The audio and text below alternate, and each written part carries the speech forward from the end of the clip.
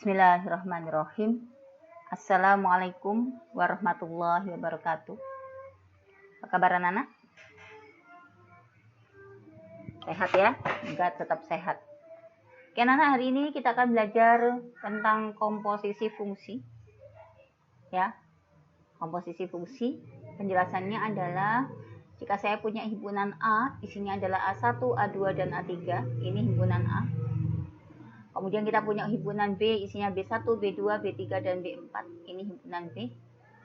Maka sesuai dengan fungsi A ke B ini, fungsi F ini, maka A1 dipasangkan dengan B2, A2 dipasangkan dengan B1, A3 dipasangkan dengan B3. Ini kalau kita misalkan tulis dalam bentuk notasi fungsi, jadilah seperti ini. Oke. Begitu juga misalkan saya punya himpunan B, isinya B1, B2, B3, B4.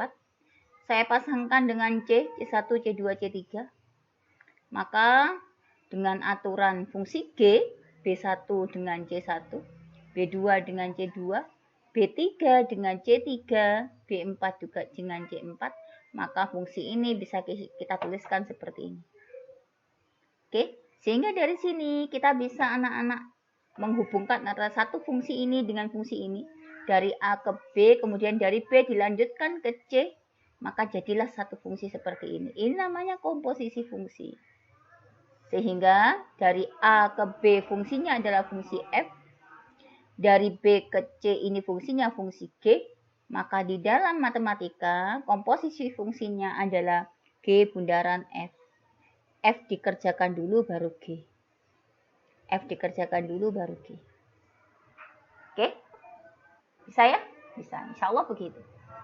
Begitu juga untuk elemen-elemen fungsi yang lain sama anak-anak. Next, lanjut. Nah, sekarang anak-anak, kalau kita ambil tadi dari ilustrasi yang tadi yang sudah digambarkan, kita punya himpunan A sebagai domain atau daerah asal, kemudian himpunan C sebagai daerah hasil, maka kita dapatkan di sini G bundaran F. Artinya fungsi F dikerjakan dulu baru fungsi G, di mana fungsi F itu adalah fungsi dari A menuju ke B, kemudian fungsi G dari B menuju ke C. Ini. Oke, nah ini namanya adalah komposisi fungsi. Dilambangkan dengan G bundaran F, bukan GOF ya, GOF bukan. Tapi bacanya adalah G bundaran F. F dikerjakan dulu, dan sebelah kanan dikerjakan dulu, baru kemudian dilanjutkan ke yang kiri. Oke, bisa ya? Bisa. Lanjut. Nah, ini anak-anak kalau kita lihat di gambar ini, gambar selanjutnya, kita punya himpunan A, himpunan B, dan himpunan C. Maka kita punya fungsi dari A ke B, ini kita fungsi dengan fungsi F, kita tulis notasinya dengan fungsi F, B dengan C dengan fungsi G, maka dari sini dikatakan G bundaran F. F dikerjakan dulu baru G, ini. Lalu bagaimana kalau misalkan seperti ini? Dari A ke B, fungsi G-nya dikerjakan dulu, baru B ke C, fungsi F-nya dikerjakan dulu. Maka kita bisa nulis di sini adalah F bundaran G. F bundaran G, tidak kelihatan ya. Oke, F bundaran G. Maka F dikerjakan dulu, G dikerjakan dulu, baru kemudian F. Oke, jadi fungsi itu tidak boleh dibolak-balik. Ya, tidak berlaku sifat komutatif ya, fungsi. Ya, oke. Lanjut anak-anak. Sekarang syarat-syaratnya anak-anak. Apakah syarat fungsi? Yang pertama adalah kalau kita lihat syarat fungsi, maka syarat yang pertama adalah harus adanya irisan antara daerah hasil dengan daerah asal. Ring fungsi itu harus ada irisan dengan domain fungsi. Oke, ring fungsi F ya yang kita kerjakan dulu itu harus punya irisan dengan domain fungsi G.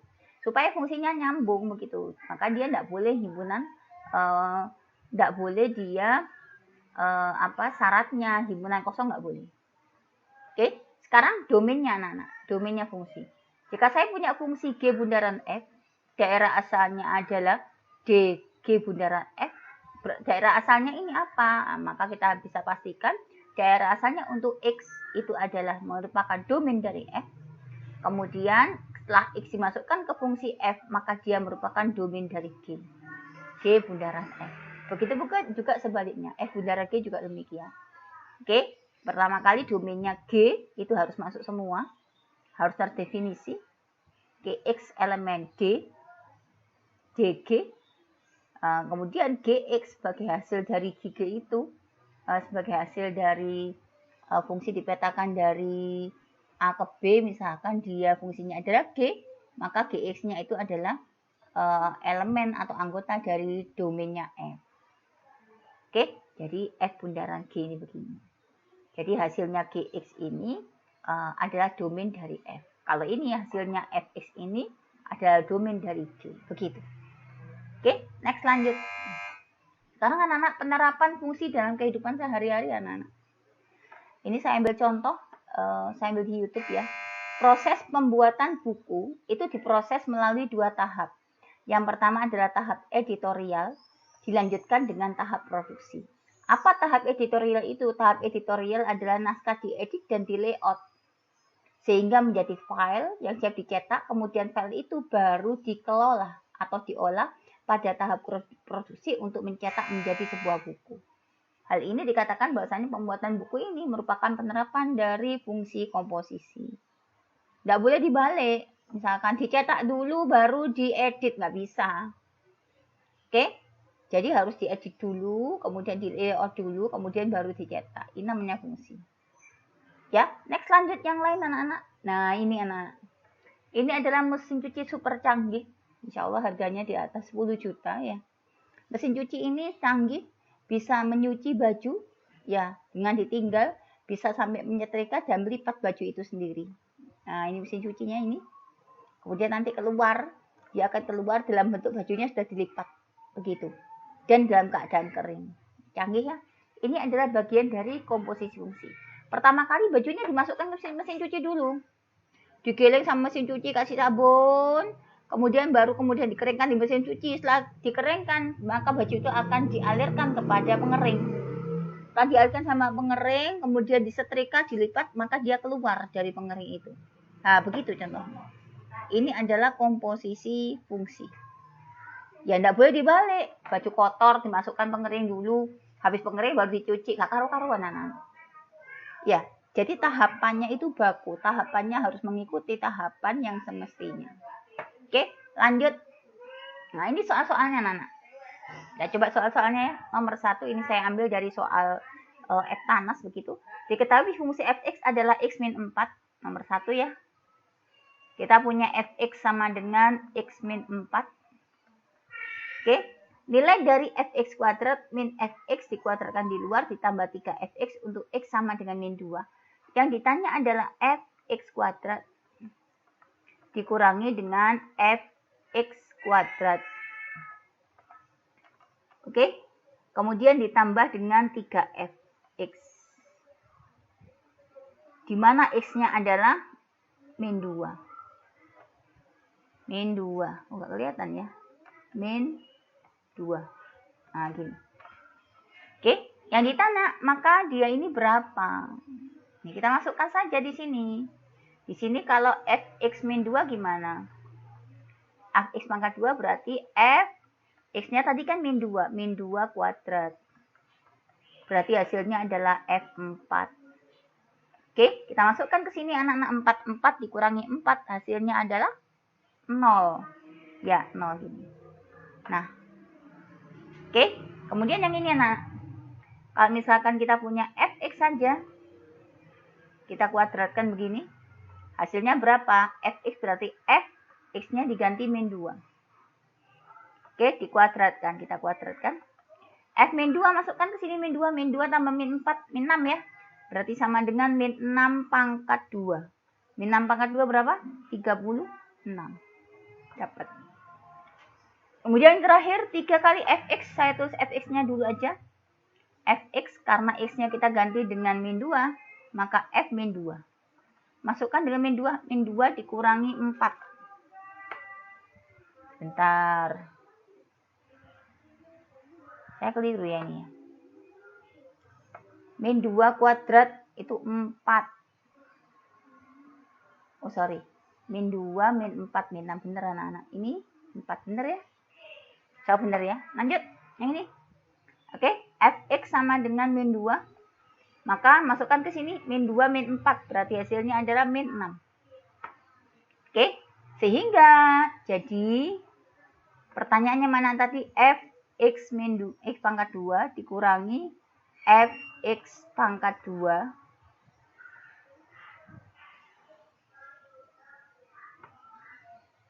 kemudian ditambah dengan 3f2. Oke, hasilnya sama dengan, yuk, fx min 2 mana? Fx pangkat 2. 0 anak-anak ya, 0.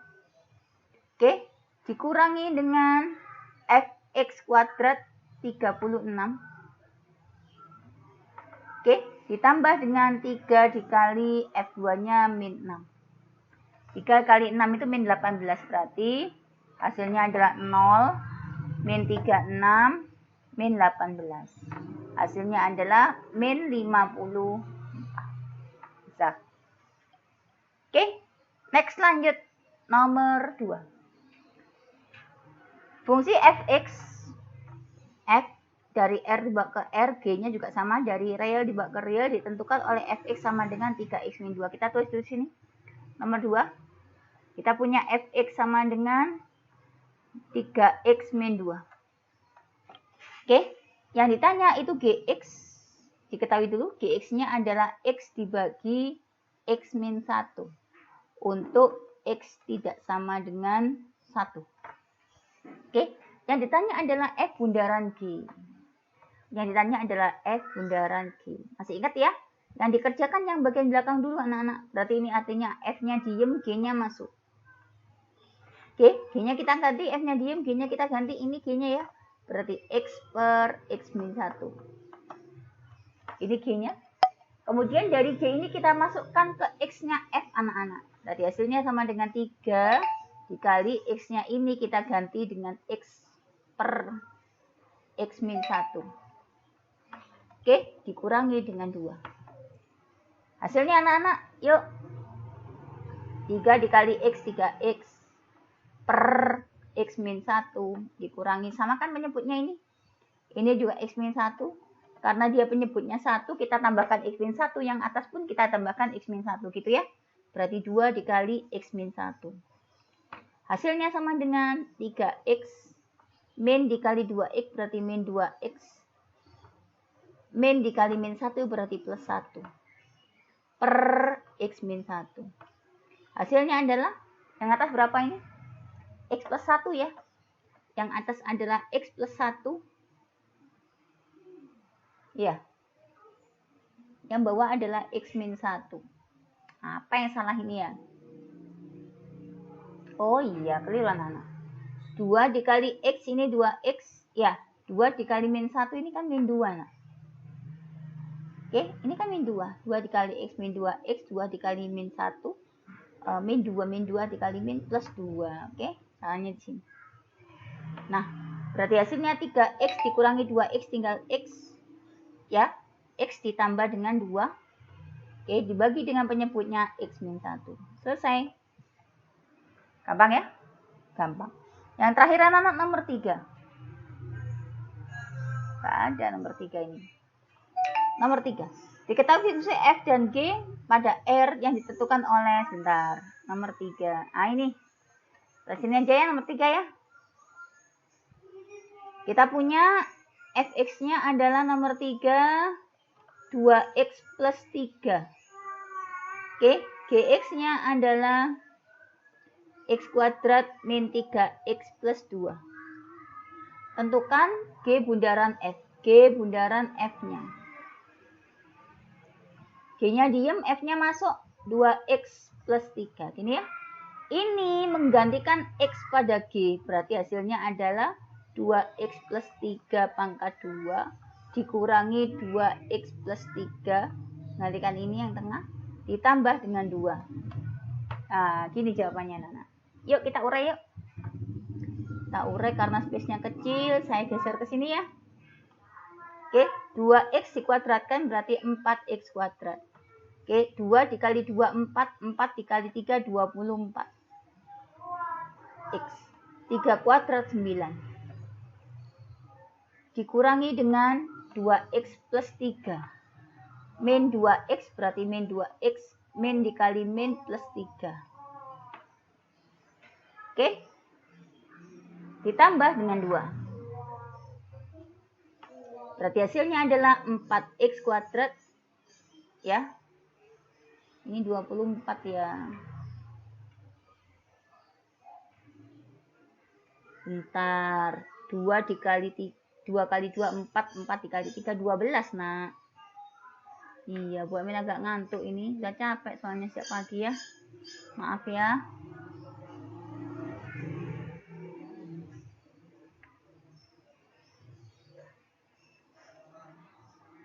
Yuk. Berapain tadi? 12 ya? Ya, bener ya? Ini 12, ini ada 3-nya. Oh, gitu. Orang ngantuk ya, 3 dikali 2 berarti 6. Ya, min 3 dikali min 3 plus 9. Nah, berarti 4x kuadrat 12x ditambah min 6x berarti plus 12, 6x gini ya. 9 tambah 9, 18.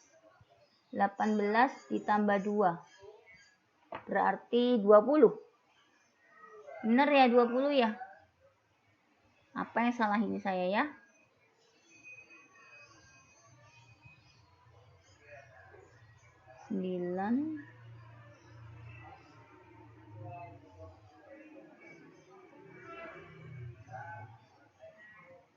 Sebentar anak-anak, ya Allah, yang nomor 3 ngantuk semua ini piye tuh. Maaf ya, ini min ya anak-anak ya. Coba dulu. Kan kok nggak sama ya. Nah, ini min anak-anak. Nah.